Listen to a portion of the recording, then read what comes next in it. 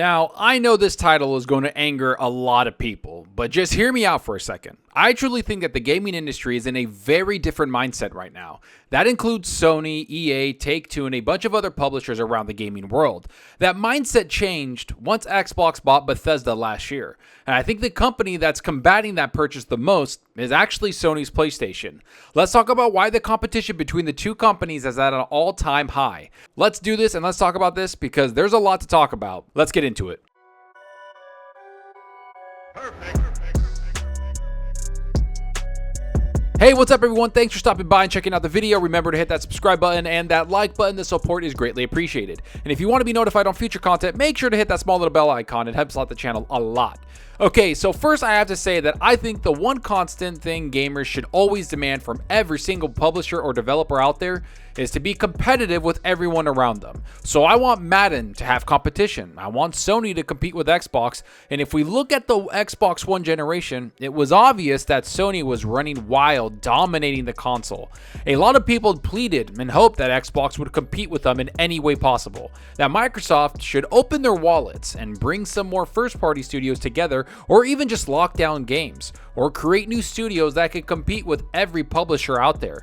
We know what happened in 2018 with all the acquisitions, and we also know what happened last year when they bought Bethesda. So finally, Microsoft decided to invest in Xbox and make the gaming industry a top priority. And seeing how much money Microsoft has put forward, it's obviously something we as gamers never saw before. They could spend billions upon billions of dollars on entire publishers, start new studios and create them from the ground up, buy single studios and flood them with funding to expand them. No matter what we say, Xbox has turned into something very impressive, and it's starting to scare Sony's PlayStation just a little bit. I think that the constant studio acquisitions, locking down a third-party studios, has made Sony really think outside the box from now on. They have been almost forced to buy studios they might just hire for second-party deals. Studios like Insomniac Games and the most recent Bluepoint Games. These studios are studios that PlayStation has a long relationship with.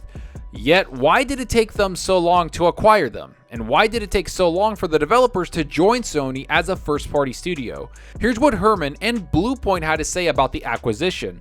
Though PlayStation and Bluepoint have been working together for years, Bluepoint has remained independent all that time.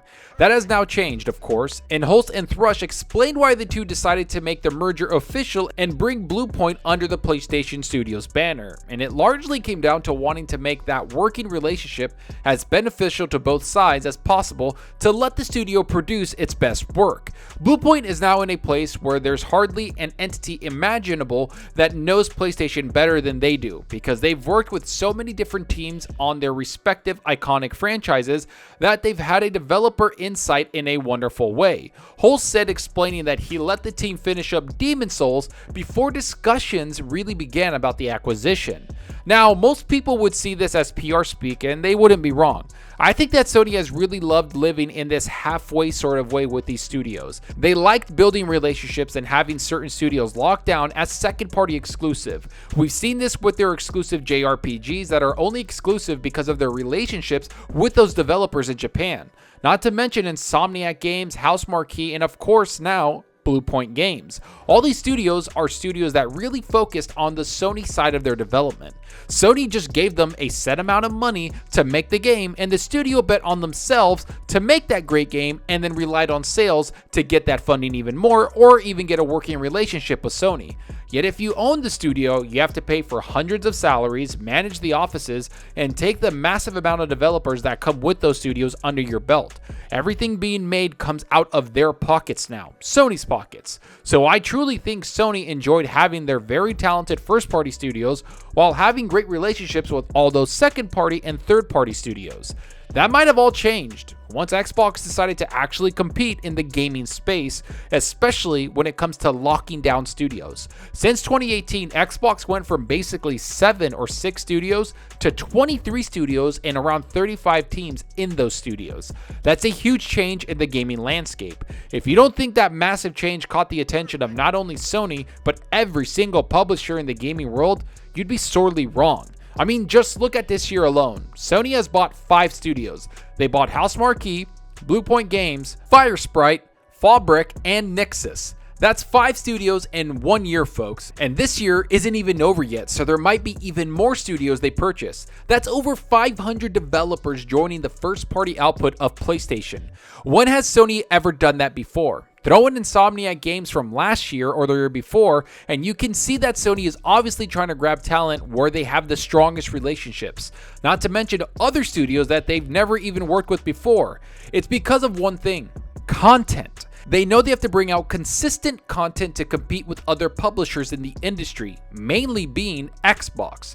Look at the holiday season alone this year. Xbox has games coming out every single month this holiday season, which makes Xbox Game Pass one of the must-have subscriptions in gaming. So not only does Sony have to compete with all the other publishers out there and game developers out there, but they also have to compete with Xbox, who plans to bring out so many games every single year, if not every single month. So yes, I think all these studio acquisitions and all of this talent buyouts show that Sony does see Xbox as a major threat. I mean, look at their biggest exclusive this holiday season. It's Deathloop, a game that's made by an Xbox studio. Next year, they have Ghostwire Tokyo, a game that's made again by an Xbox studio. Those studios and the 8 studios Bethesda has are not in their corner anymore. All those massive studios will be making Xbox exclusive games here on out. Sony lost out on a partnership they thought they could bank on. Maybe they did try to lock down Starfield as an exclusive. This shows that they looked at the landscape and probably figured Xbox is buying even more studios as the generation goes on, and they're probably not going to stop.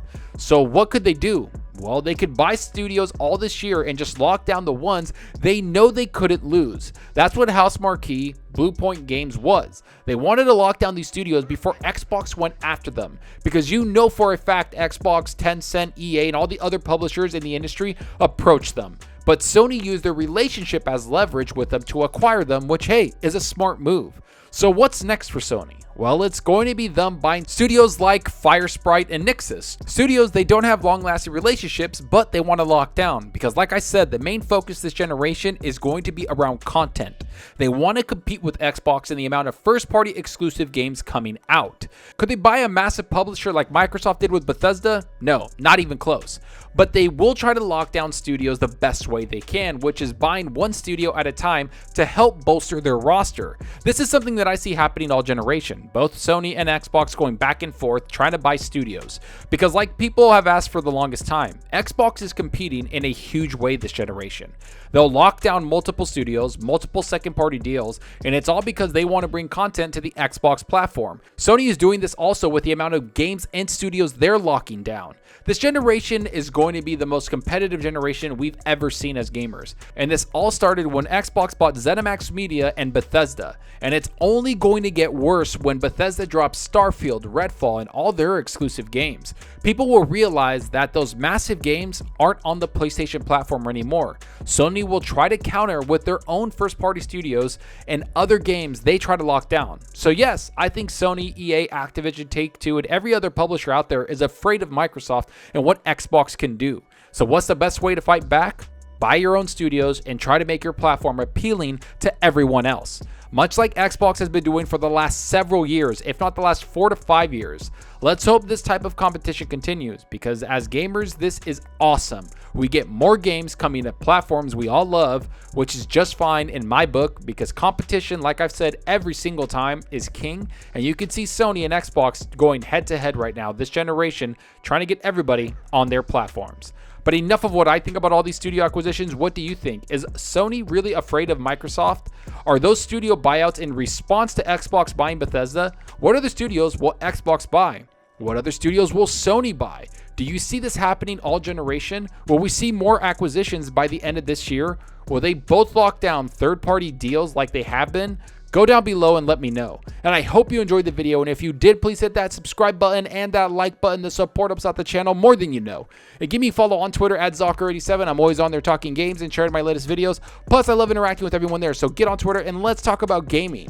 Also, follow me on Xbox Live. My gamertag is Zocker87, just like my channel name. See what games I'm playing, and let's compete in achievements for the month. So right now, I've been playing a bunch of games. Diablo 2. I've been playing a lot of World War Z with a bunch of my buddies, Lethal Papa, and I've been playing with Chris Grinnell. well, I've been playing with a bunch of people because that game is so fun. But I'm also going to be diving into Far Cry 6, which comes out in just a few days. So I'm really looking forward to that. I'll be probably playing that all weekend because Far Cry is such a massive game and I love playing that game. So I'm going to be into that for a little while. But let me know what you're playing. Are you waiting for Far Cry 6 or are you playing something right now on your Xbox or your PC or your PlayStation 5? Let me know down below because that's what we're here for, so talk games.